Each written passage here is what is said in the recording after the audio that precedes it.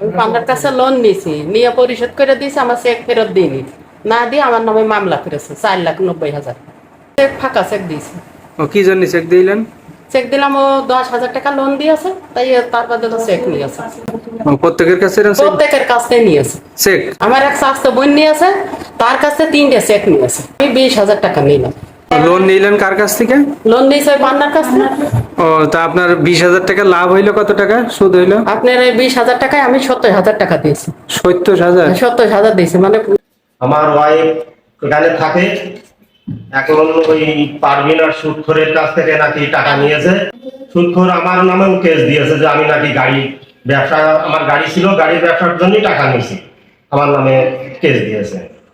এখন আমরা বলতে চাই যে এই সুদখোরের কিভাবে উচ্ছেদ করা যায়, সেইটাই আমাদের একটা দাবি।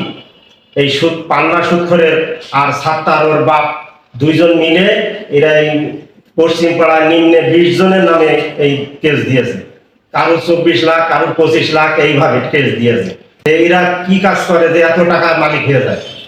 তাদের জন্য আমরা এই আবেদন করছি যে যেন ওদের সুষ্ঠু বিচার চাই আমরা।